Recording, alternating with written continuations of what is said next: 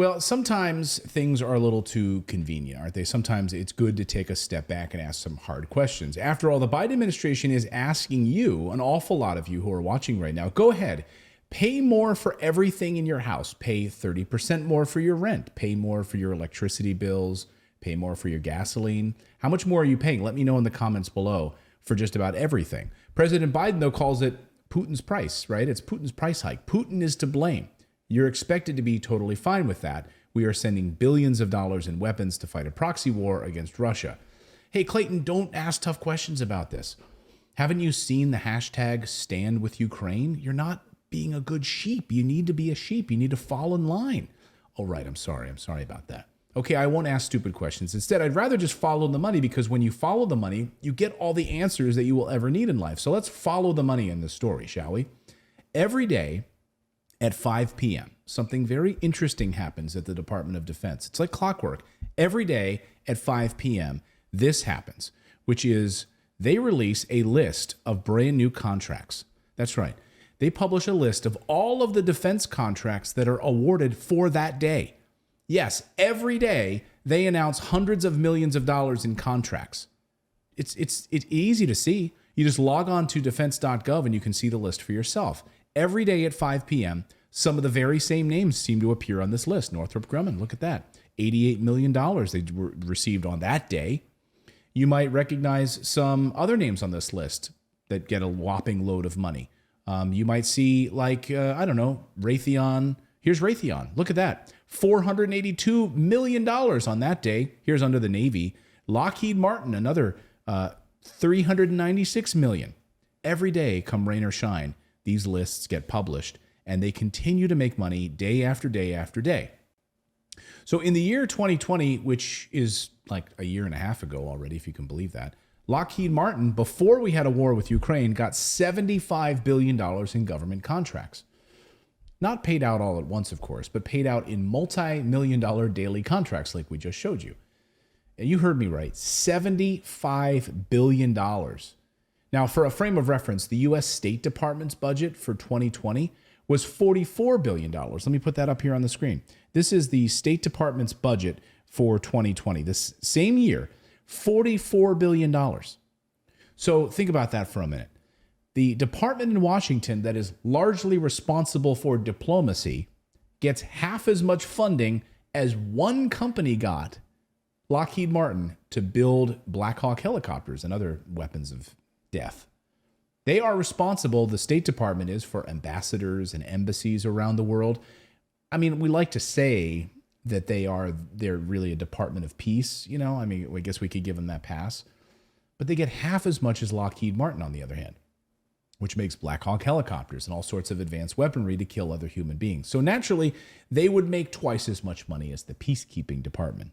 Those people over at the embassies who are doing all the piecing.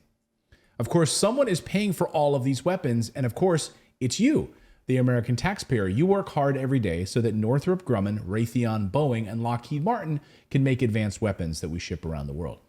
And as we reported last week, the Pentagon admits that they really have no accounting of where these weapons go once they leave the United States. You remember that story. It falls into a black hole, and we really don't know where they go. It's the fog of war, they say. Well, how convenient, right? But that's okay, because they will be replenished with more taxpayer dollars, continuing this virtuous circle of making money. And last week, the CEO of Raytheon, Greg Hayes, admitted that most of the weapons at the Department of Defense are simply stockpiles and will need to be replenished, which of course is excellent for business, as he expects profits to go up thanks to war. Here is Greg Hayes, the CEO of Raytheon, telling us why he doesn't feel badly about this at all. This is just the business of war. Apology for that. I think, again, recognizing, we are there to defend democracy. And the fact is, eventually, we will see some benefit in the business over time. Everything that's being shipped into Ukraine today, of course, is coming out of stockpiles, either at DOD or from our NATO allies. And that's all great news. Eventually, we'll have to replenish it, and we will see a benefit to the business over the next coming years. It's all great news. Way to go. It's all great news. And we will have to replenish all of that. So we don't really give a rat's ass where these weapons go. If we make them, you lose them. You're going to come back and order more anyway, so we don't really care. I mean, 90% of their entire profits, all of their revenue comes from the Pentagon, or more importantly, from you, the taxpayers. While you're struggling to pay rent and can't pay your gasoline or heating bills. But good news for Greg Hayes. Of course, they're doing great. Profits are up. War is wonderful. And now our 20-year war in Afghanistan has come to a completion. We need a new war or a new proxy war, whatever you want to call it, to enrich these pieces of garbage. And we certainly don't want to fight war on our own soil. Just listen to Congressman Adam Schiff, who sums it up nicely about why we have these wars on foreign soil. The United States aids Ukraine and her people so that we can fight Russia over there and we don't have to fight Russia here. Of course, that's exactly what they do. And of course, today we learned that even more weapons and more resources are being sent to Ukraine. And the Secretary of Defense himself just paid a visit, as we mentioned. Warships are amassing on the Finnish border. I'm sure you've seen these headlines. Just for training exercises, nothing to see here. They can just play some war games. Nothing to see here. Nothing at all to worry about. Don't pay attention. But of course, all of this comes with a price. And it's something we're not allowed to talk about. It's something that has largely been whitewashed by the American media and the Western media. And that's the amount of debt that Ukraine now holds in Western banks and the International Monetary Fund. So on shows like this, I like to shit all over the defense contractors who make billions of dollars from the U.S. taxpayers. But even worse, perhaps, is the international banks that are making it all possible. You see, wars are costly, and in the case of Ukraine, they will need money and resources to rebuild their buildings, their bridges, their schools, which have largely been destroyed. Their military needs to be rebuilt because, it's run by mostly Nazis, as we've reported. Their culture, their currency, their museums, their way of life, all of that. But you know how you can do that is you can take out loans to Goldman Sachs, Citigroup, International Monetary Fund, and Chase Bank. All of those. They're happy to give you loans, and that's exactly what they've done. All of these loans will keep you in permanent debt to the United States and Western allies. You will get to do our bidding because we literally own you, quite literally. And one way for us to truly stand with Ukraine would be to ask all of these Wall Street banks to wipe away Ukrainian debt plus the interest that they're paying. In fact, this idea has been floated by a few people over the past few weeks. Yes, in fact, even the Financial Times asking the question. Ukraine recovery needs a debt write-off and help from the EU and China, right? And they took an old woman holding a bag of groceries. That's their photo behind a burned-out building, but quickly ignored. Banks don't want to have anything to do with it. It was immediately ignored and written off as crazy talk. Even for a prosperous nation, these debts are nearly impossible to repay. The British government learned this the hard way a few years ago. Britain finally managed to pay off its war debt to the United States government from World War II. Hey, we're your ally, right? We're going to come here and help. We're going to help liberate Europe. We're your friends, right? No. We have a loan, and you'll pay us back for our help. The United Kingdom has one of the largest economies in the world, and it took them 70 years to pay off their debt, even before the war broke out. The Ukrainian government, which was set up by the United States in 2014, took on international monetary debt in excess of $22 billion because we told them to. All of this debt has interest, by the way. And in the past few weeks alone, the International Monetary Fund approved a new round of loans to the Zelensky government. And all of the major banks came to the aid out of the kindness of their own hearts because banks just love to help, right? And they've stepped in to loan money to a war-torn region that they can pay back over time with interest. And it's not just the Ukrainian side that banks are making money off of. Nope. In fact, these banks are making money off the sanctions placed on the Russian government by President Biden, thanks to some very nicely created loopholes.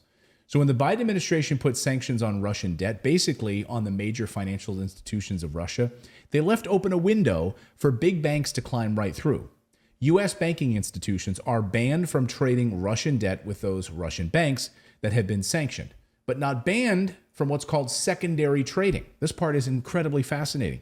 So if that debt was already issued to somebody else and they want to sell it to a U.S. buyer, they can do exactly that. Watch this. Holder of Russia to a U.S. buyer. Goldman Sachs is acting as a brokerage, and the government, the Biden administration, has left that loophole open with the basic idea that companies here in this country, institutions in this country that hold Russian debt ought to be able to get rid of it. Oh, okay. So put another way, Goldman Sachs and other banks are going out and pitching these trades for anyone looking to buy something cheap in a crisis. They're selling Russian bonds. And when you buy those Russian bonds, you are lending money to Putin's government. And when you buy Russian corporate bonds, you're helping Goldman Sachs make money. And you help Russia succeed. These loopholes are placed there by the Biden administration on purpose to make sure that the banks make money, to make sure that the military-industrial complex makes money. And you are not allowed to call attention to it. Just shut up, be a sheep, and remember the hashtag stand with Ukraine. I mean, the fact that these loopholes are in place and that these and no one's doing anything about stopping the banks from profiting off of it, I mean, is exactly the problem here. And if you look at sort of the circle of life of all of this stuff, you know, you have the military-industrial complex, which of course, you know, makes their money from the Pentagon, paid for by you, the taxpayers. And then, of course, once that money is depleted, the big banks come right in on top of it. And it's just this big circle that just continues. And who gets screwed? The American people get screwed. Or not just the American people, European people. Look at the Canadian people today who are also getting screwed. The world Western people get screwed. Well, when you look at this confluence of spending, right, and then you think back to recent history, you know, the CARES Act was $2.2 trillion. Like, that's not a lot. And we argued tooth and nail over it. So when you think about what the priorities are, right, like no one says boo about this type of spending. Yet this was major news. And what we are supposed to see, right, is non-involvement. But that's not what this is. Right.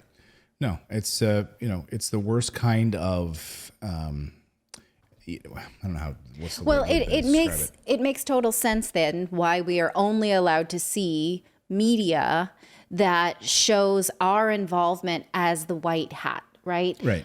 Even just yesterday, my father and his wife were visiting, and we were kind of talking about politics, as we inevitably do, but should not do at family dinners. Right.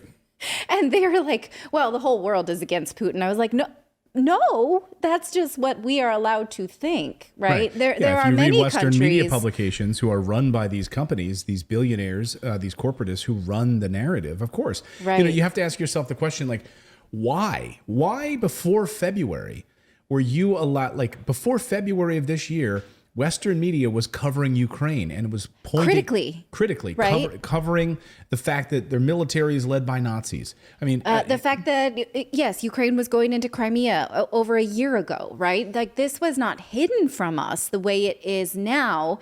And Russia does, in fact, have allies, but we are not, they get no headlines, they get no press time, right? But those are countries that we would be worried about if, I'm going to put a big pin in if this escalates. Mm-hmm.